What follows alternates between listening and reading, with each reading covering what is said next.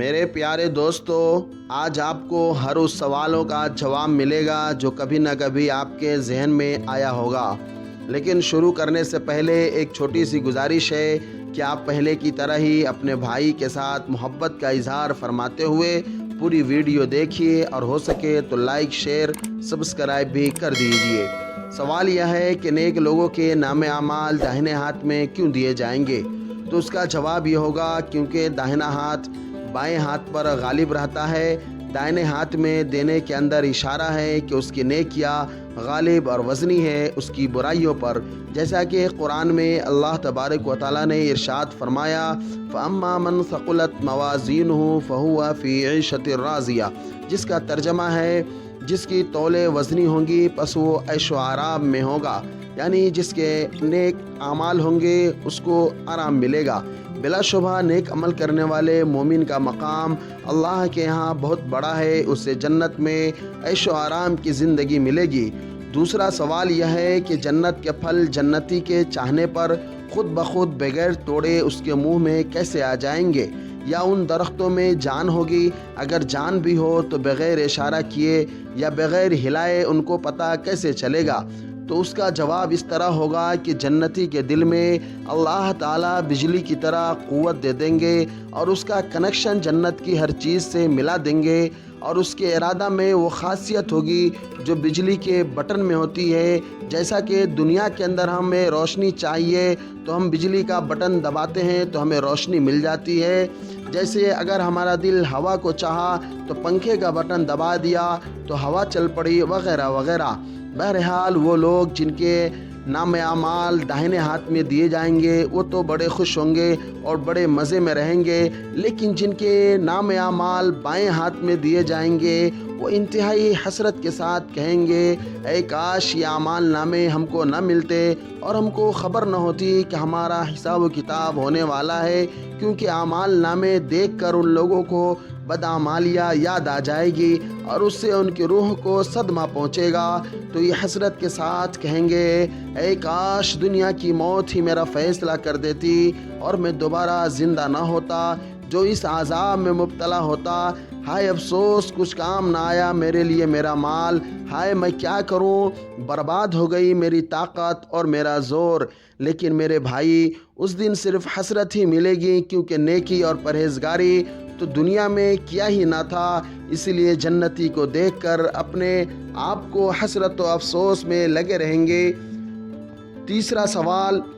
یہ ہے کہ اگر گناہگار اپنے اعمال نامے دیکھ کر خدا کے سامنے انکار کر دے تو اس کا کیا حال ہوگا؟ تو اس کے دو جواب دیے جاتے ہیں۔ پہلا جواب یہ ہوگا کہ پہلے تو یہ لوگ اپنے اعمال نامے دیکھ کر خود ہی شرمندہ اور خوف زدہ ہو جائیں گے، کیونکہ اعمال ناموں کے ساتھ ساتھ ہر جرم کا فوٹو بھی ان کے سامنے موجود ہوگا۔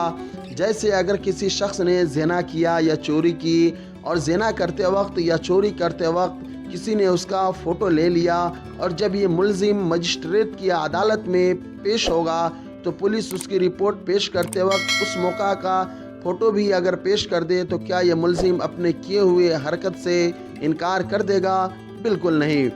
اب دوسرا جواب سنیے، زمین پر جو بھی نیکی یا برائی کی جائے گی یہ زمین اللہ کے سامنے سب کچھ ظاہر کر دے گی، جیسا کہ اللہ نے قرآن میں فرمایا، یومئذ تحدث اخبارہا، جس کا ترجمہ یہ ہے اس روز زمین اپنے اوپر کیے ہوئے تمام عملوں کو ظاہر کر دے گی۔ اس کی مثال یوں سمجھیے، اگر کسی بات کو ہم نے ریکارڈر میں ریکارڈ کر لیا تو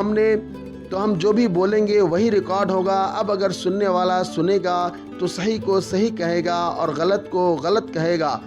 ٹھیک اسی طرح یہ زمین بھی اللہ کے یہاں ہمارے عملوں کی گواہی دے گی، لیکن اگر کوئی انکار کر دے کہ ہم نے تو یہ کیا ہی نہیں ہے تو اللہ پاک اپنی قدرت کاملہ سے ہاتھ پاؤں کو کہے گا، جو بھی تم نے دیکھا تھا اس شخص کے بارے میں بیان کرو۔ اللہ تعالیٰ ان کے ہاتھ پاؤں کو بولنے کی طاقت دے دیں گے اور ہاتھ پاؤں دیگر اعضاء گواہی دینا شروع کرے گی۔ اگر اس نے نیک عمل کیا ہوگا تو نیک والی بات ہوگی، اگر برائی کیا ہوگا تو برائیاں ظاہر ہو جائے گی۔ بلا شبہ اللہ کے سامنے کوئی بھی حجت یا دلیل کام نہ آئے گی، وہ اللہ بڑا زبردست قوت و طاقت والا ہے۔ بلا شبہ جب اللہ تعالیٰ حساب و کتاب سے فارغ ہو جائیں گے تو پھر پرہیزگاروں اور فرمانبرداروں سے خطاب فرمائیں گے،